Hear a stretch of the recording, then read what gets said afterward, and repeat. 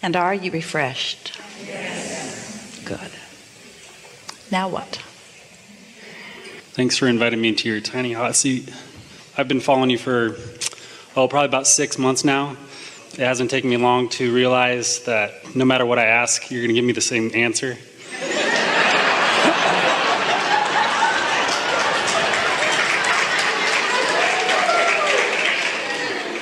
So I'm going to come from a little bit different angle. So growing up, I always thought it was kind of a neat coincidence that I was born 3 years, 3 months, and 3 days after my brother. And I didn't really know what that meant or if it meant anything. But as I've gotten older, it was funny, on my 33rd year in existence, in my 3rd month, 3rd week, and 3rd day, I ran into a video online that kind of led me down this rabbit hole. That kind of led me to you and kind of this broader existence, and that the things that I thought I knew growing up weren't necessarily the case.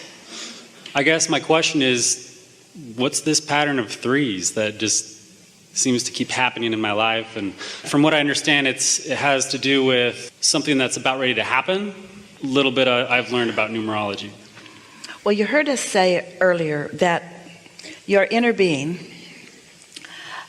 is aware of where you stand in terms of your ability right now to allow. Knows where you stand in relationship to everything that you want, and is calling you through your path of resistance to it.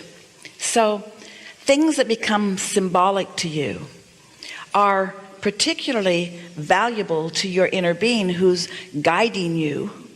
For example, Esther has noticed, and it's because this is a symbol to her, that often when somebody makes their transition, a bird will show up, a sort of pesky bird, a sort of insistent bird, who will behave uncharacteristically of their natural behavior.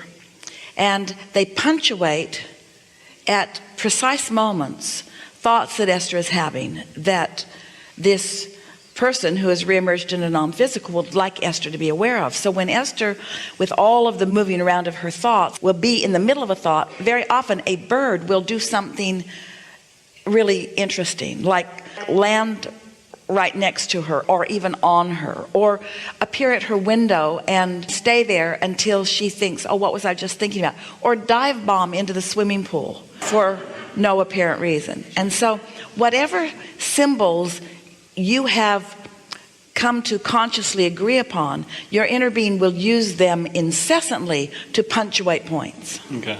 Because I see number patterns a lot in my life. That's primarily what it is about. Okay.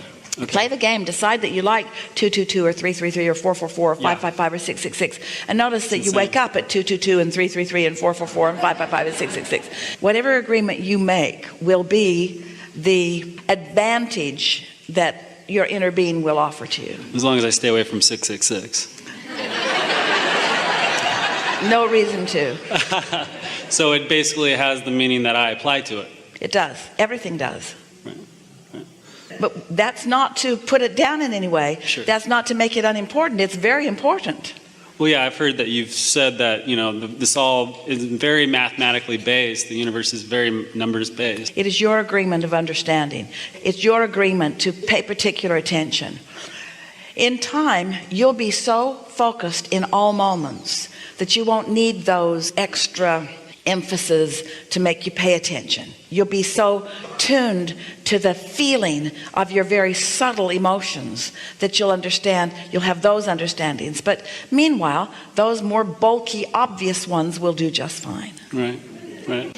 So along that path, I kind of started to do a little bit of meditation, just see, hey, let's try it out, let's see what happens. And I had a pretty profound experience the first time I did it, one that just kind of kept the interest alive for sure. And then one day, kind of an odd thing happened where I felt like somebody cracked an egg over my head.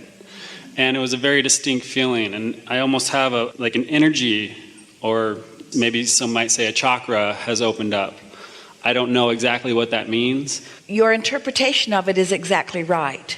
And whatever it took for you to interpret it in that way is not so important. Sure. For Esther, We used to use the expression, when your passageway opens. And of course, that was sort of the bulky, awkward translation that Esther was offering in those days, because it seemed to her that there needed to be some sort of passageway between non-physical and her. Of course, there isn't. It's coming to you through every cell in your body. Right. But however you interpret it is however you interpret it, and we'll take whatever way of interpretation you're willing to find. Okay. But for Esther, she had her eyes closed, what she described as a purple vortex with its outer edge far out and its pointed edge right at, just barreled into her head for what felt like 5 minutes. And she felt transformed after that. When she saw the movie Phenomenon, there was a scene in it that was so close to what she'd experienced that she felt like someone must have heard our explanation of it and duplicated it. And then they gave the guy a brain tumor, and so then she was annoyed with it. But the experiences that you have are unique and important, and no two are alike. Sure. Yeah. So along kind of that same path, kind of led me down the path of whole chakra thing and Reiki and doing that type of stuff. And so I just went and I tried it out. And about half hour in, she just stops and she just looks at me and goes, "Did you know you're a healer?" And I was like, I didn't know how to take that, but I do have a sense of energy coming out my hands that I don't know if I'm interpreting it that or because she said that or... Well, you can be whatever you want to be. But what she was recognizing was what we call an open passageway, is as good a word as anything. In that moment, you were open to the energy, and she was sensing or recognizing that connection of that stronger energy. Most people have so much resistance up that even though the energy is flowing to them, they don't allow it to flow through them. Sure. And so what she recognized with you, and it must be with anyone who is healing, the energy is flowing through you. I could feel it. But you are not projecting it at anyone. It is coming in response to you. Here's the thing. Everyone has their own passageway. Everyone has their own relationship with the energy. And so no one needs someone else to use their passageway to heal them. Everyone has their own passageway. And sometimes healers think, especially in the beginning before they've had some experience, that their job is to receive the energy, let it flow, and then direct it somewhere. But if you open your passageway and direct energy to someone who is not somewhat open and receiving it, you can sort of electrocute yourself, because there's a blowback from that, and because it's not the way that you intended for it to be. But as someone who's open to the energy, you can influence through your steadiness of energy and through the words that flow through you, through your understanding, through your knowing. You can influence them opening their own passageway. They don't need you as a conduit through which the energy will flow. Right. You are an example of a conduit through which the energy flows. Well, and I haven't really tried to obviously heal anybody. I mean, it would have been nice. But I mean, even on myself, you know, as I get younger every day. You right? are advantage to everyone. When you hold someone as your object of attention while you are in concert with that energy, you are to their advantage. And that would be our definition of healing. So how do I fix my knee? By giving it as little attention as possible and allowing it to do what it naturally will do if you stay out of the way. Because the cork will float unless you hold it under the water. When you hold it under the water, it's not floating, but when you let go of it, it will float. The vibration naturally raises. That sharp pain just brings it right back into existence. But it's not always there. Right. That's So I'm the causing key. that. It doesn't matter how anything reached the place that it now is, because all of your power is here and now. So if you spend a lot of time trying to figure out how you got here or remembering the steps along the way, then you hold yourself in that vibrational place of resistance. The physical discomfort, any pain that you feel, is just exaggerated emotion.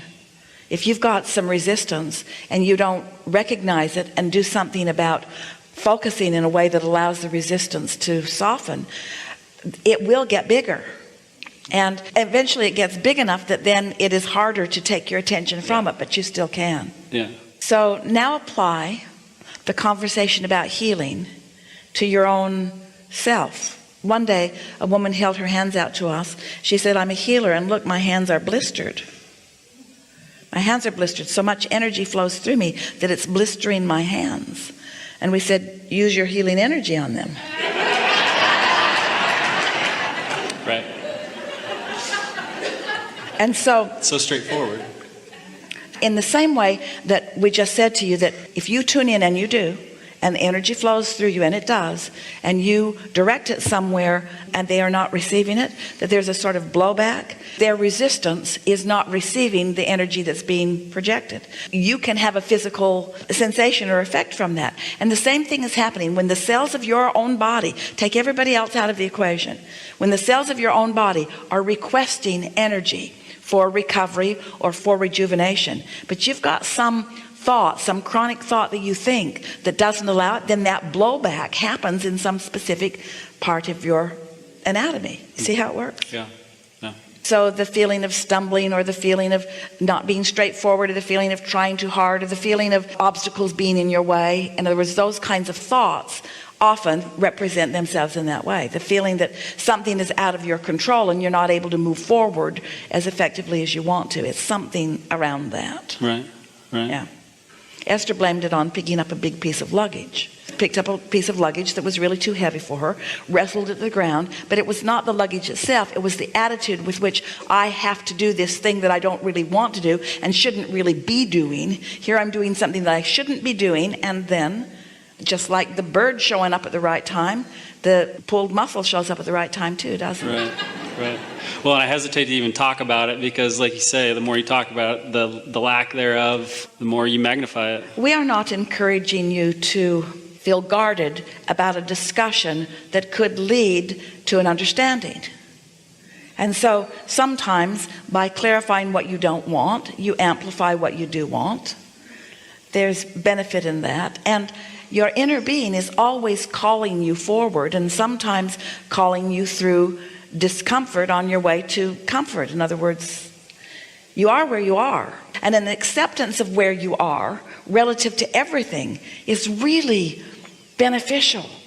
If you can just accept it rather than judge it, rather than be mad at yourself about it, rather than question it, or rather than resent it, if you can just accept that you are where you are, now what? Now what? Sort of like, we used to tell a story, it's a really good one, of Jerry and Esther traveling from Phoenix on their way to San Diego and getting about halfway on Interstate 8, and there they are in Yuma, and they really didn't want to be in Yuma. And we said they never were so discouraged about being in Yuma instead of San Diego that they got disoriented and went back to Phoenix. Phoenix, Yuma, Phoenix, Yuma. What happened to San Diego? Phoenix, Yuma, Phoenix, Yuma, Phoenix, Yuma. And so the same sort of thing. You're often not all the way where you think you really want to be, but in a very physical, very practical journey, you accept that there are steps along the way on your way to where you really want to be. And if you can relax and enjoy those steps, or enjoy that part of it, take pleasure in the clarification that's coming from it, then it can be meaningful, then it can be beneficial, then you can move more quickly through it, and then you never need to return to it again. In other words, it's sort of been there, done that, don't need to go back on that route. Haven't you done that? Haven't you ever taken a route and said, Jerry had a map of the nation as they were crisscrossing in their monster bus around the nation, and there were places on the map where he had just put big squiggly lines, which meant don't take this route again. They had an exit guide when they would stop that explained what was at every exit on every major interstate, and on some of them he had big red X's, never eat here again. And every year he got a new exit guide, and every year he moved those things forward, because don't you want the benefit of having been there and having made your decision? Do you have to keep making the same decisions over and over again? So there is some benefit in having some conversations about what you don't want on your way to clarifying what you do want. But once you've identified what you do want, then let that be the predominance of what you talk about. Yeah. Enough? That's good. Really good. Thanks.